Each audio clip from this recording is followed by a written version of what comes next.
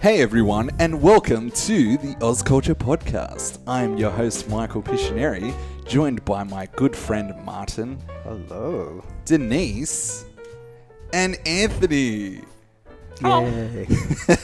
Yes, welcome all fellow procrastinators of the internet. Yes, listen to me, the ultimate procrastinator. We are here today to review The Batman, the latest film directed by Matt Reeves, starring Robert Pattinson, Zoe Kravitz, Paul Dano, and Colin Farrell in a quite unrecognizable role. Colin Farrell? Yes, Colin As Farrell. Oswald Cobblepot, the penguin, yeah. You didn't know? Oh, yeah. I you would mentioned not that. fault you Oh. for not knowing That Okay. unrecognizable. Alright. Oh I my don't belong here. god! And 90% of the budget went into just his makeup. and it shows. Nah, joking. What did you think going into this movie? Oh man, I'm always sort of like cautiously optimistic of any movies or video games that they tout to be 10s out of 10s and stuff. And even my friends were saying that, like, believe the hype. So, but then even then I was still going, like, okay, I want to manage my expectations, but like I was just mind blowing going out of the cinema. It's like, it really was that good. Going into it, I mean, I feel like I've slowly become more of a fan of Robert Pattinson because getting into his indie works specifically after Twilight, like we watched Good Time recently and that just blew my mind. Like I never knew that he was truly like a character actor. I think I was also reserving my expectations, like you said, going into the movie. I was a little worried that it was going to be like the stereotypical superhero flick, but I was pleasantly surprised. The last time we had the Riddler as the villain of a Batman film was Jim Carrey. And this is very different. Yeah, he's always sort of like the side quest sort of character. It's like it's entirely optional, and he's always just talking about how much smarter he is than everyone else, and no one else takes him seriously. And here he really posed a threat. And are we crossing into spoiler territory yet? Because something really hits close to home with Bruce Wayne. That's a good point. Let's try and review as much as we can without spoiling. Is that possible? How are we supposed to not? Okay. This Alright, won't fuck be it. spoiled. Let's The just- music. That theme is Oh. just like stuck in my head now. It's like dun dun dun dun dun. It's like Oh all yeah, orchestral. It's that like was awesome. Yeah, Can you Michael recall Giacchino. what moments that theme song The car came on? chase. the car chase. right. Yeah, the One of the climax best of it. things I've ever seen. Yeah. And sometimes the more calm detective moments where they just have a low key piano. Dun, Yeah. dun, dun, dun. It never felt like they overused it, and each moment they used that theme, that it felt appropriate. I have to say, whether Yeah. it's low key or it's like high tension. That and the sound design as well. That like Batmobile, let's call it, like Bat muscle car. It's like Yeah, true. when he first fires it up, it's like Oh my God. it's a long, I don't know how long that felt like ages, but every second it was just the attention keeps going up. It's like Yeah. a jet engine, like that. I have to say this movie was very atmospheric. It's like you just and the theme as well. It's just like you feel like this is a Gotham that's just like there's no hope. Like there's just no saving it. It's all dark. It's always raining. One thing I really like about this Batman, and I feel like it's unique to this film, is that Batman has more anger, more rage that kind of blinds him, and you feel it. He is like this tormented child that saw his parents get murdered still on the inside, Yeah. and he doesn't know or have that like emotional language to communicate that or express that in a healthy way. So it comes out in that excessive aggression where it's almost like if he can just beat the pain out of himself. He's really beating himself. Come on, Bruce. And he keeps beating himself really hard, like throughout the movie. Like God, I walked beating. into that Oh one. god. Yeah, but yeah, Like, you know what I he mean. just wants to pound himself so bad. He's really punching himself every time. And he's enjoying it too. Yeah. God. middle of the night, you know. Yeah, it's always nighttime It's as always well. dark. It's always Midnight. Cosplayers involved. raining. Yeah. It's fucking like he's enjoying it. I was looking at Batman's mask and it looked weird to me. The shape around his cranium looked really like big. And around the nose, it's also like stitched, like sort of like. that Yeah, as like well. a That's- separate piece. There's no nipples on the suit. That disappointed Oh. me. They should have like a bat schlong. Like just show the bulge. Bat So dick. that when he fights like crime, What? Okay, like the wait. henchmen and gangsters will be distracted by the bulge. And they're like, Damn. whoa, like I can't beat him up. He's just so hung, man. Alfred, unlock the bat zipper. Master Wayne, do you Open the damn zipper, Alfred. Yes, sir. Why do you have to? That's amazing. Why do you have to fight crime, sir, with fists when you've got a schlong like that, Master Wayne? You could just go swinging that. Just like your father before you. Oh no. You really are your father's son. All right, spoilers. All right, spoilers out. I feel like If you don't want the movie spoiled, then yes, stop listening. Batman is Bruce Wayne. What? Oh, Yes. yes. I thought no Wayne more. Bruce was Batman. I thought Alfred was Batman. I'm just gonna rattle off the good. Where should Yeah. we start? Robert Pattinson, obviously. Robin Pattinson. Robert. I fucked up my words. Thank you. Robert Pattinson does a great job of conveying a lot through the Bat costume. Considering he's in the costume for like fucking 90% of this movie. Yes. He just like communicates so much through the eyes, through Oh, stillness. yeah. Eye acting. Yes, of course. 100%. Yes. I love the direction of the Riddler becoming a psychotic jigsaw type killer. Yes. Jigsaw being the operative word. Yes, because it's obvious in this film that there's clear influences of films like Seven, Blade Runner, The Crow. Zoe Kravitz. Don't know a lot about her. I thought she was good as a Catwoman. What did you think of Zoe Kravitz?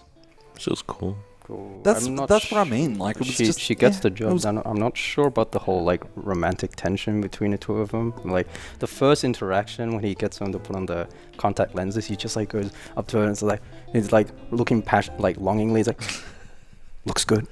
And then afterwards, the next time they're together, they're already getting into kissy mode. So it's like Yeah. Were there you, was no were lead you up to it. dying for an excuse to do that? But I get what you mean. That I don't see the romantic tension. Like, Zoe Kravitz was good, but she wasn't fucking amazing. Something felt like it was missing with that whole relationship between them. I like the batsuit, the apparels. They're all just very clicky. Like the grapnel gun just comes out of his going like that, and the friggin' like flying squirrel. It's like definitely a batsuit that's a work in development. He still hasn't done enough field tests with the flying squirrel batsuit. Like he really has to like drop a few like that, and he puts on like a jacket thing, and then like he's like it's like nerve wracking for him as well. And he goes, and then like when he lands, his parachute gets caught, his face gets smashed How into the good was that scene? boom, Everybody, and then he just walks it off. Everybody's reaction in the audience was like, Ooh, like. because Hi, I'm Johnny Knoxville. Welcome to Jumping Off the GCPD.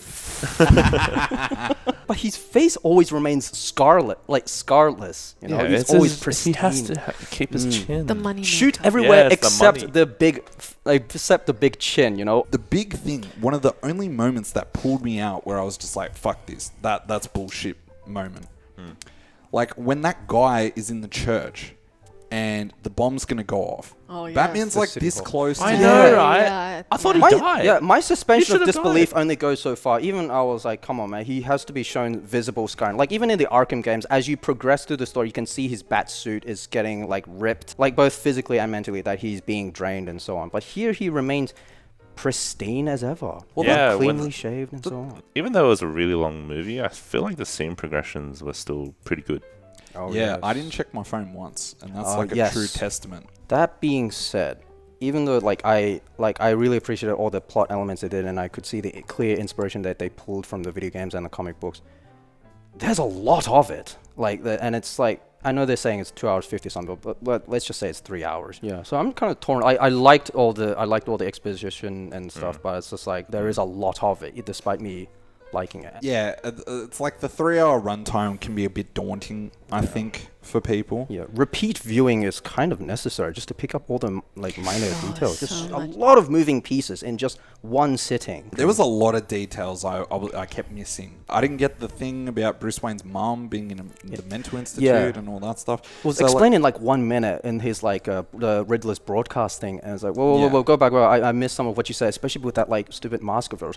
What is it with Batman villains having their fucking voice have to be altered and shit? Especially when like they're telling you all the critical information of the movie, like Bane and now Riddler. It's such a shame because like Paul Dano, who plays the Riddler, is really good, but his mask covers him the whole fucking movie except one scene. So I feel like it was kind of like a slap in the face to Paul because you can tell that his performance is really good, but you don't see it. Okay, so Bruce Wayne and Batman not being separate kind of characters in this film. He doesn't really change how he's perceived when he's Bruce Wayne in the public eye and when he's Batman. What's always made Batman such a compelling character in all the portrayals is like the duality of man. He's always juggling like which one's the facade, which one's the real me. But here he's always in Batman mode. Even like when he's always like all scowly and stuff. I know it was intentional. They said so explicitly. I'm just not sure I like it. That's all. It can just be a bit much. I get why he does it, and there are lines in the movie that justify it, where he's talking to Alfred, and he's like, "I don't care about me. I don't give a shit about any of that." I guess that's where it's like, if they're planning on this being a trilogy, like this is the starting point. He's broken. He's recluse. He doesn't know how to talk to people. And then eventually we see him build into the facade, like a coming of age story. I feel like that could be why it's all intentional at this point. It's hard to measure that now because we don't know if there are going to be sequels. Well, I mean, they put in the teaser for like the Joker at the very end. So there's that. I don't know about you guys, but that scene sort of felt like it was shoehorned in by studios because people know, because like the studio execs know that Joker sells. Like I think since the Heath Ledger days, but so then it didn't feel that important at all. Yeah, it felt pretty. It felt very studio sort of like mandated. Yeah, it didn't feel necessary, and like it kind of in a way detracted from Paul Dano's Riddler because it feels like, we don't believe enough in this villain, so we always have to put Joker in, like shoehorn it. All right, final rating from you all. Let's get a nice little final review from everyone. Anthony? 4 out of 5. I was really hooked into it. I really like the car chase. I like the fighting scenes. I like the villain a lot, and I like the detective noir-esque feeling of it. Nice. 4 out of 5. Very nice. From common folk.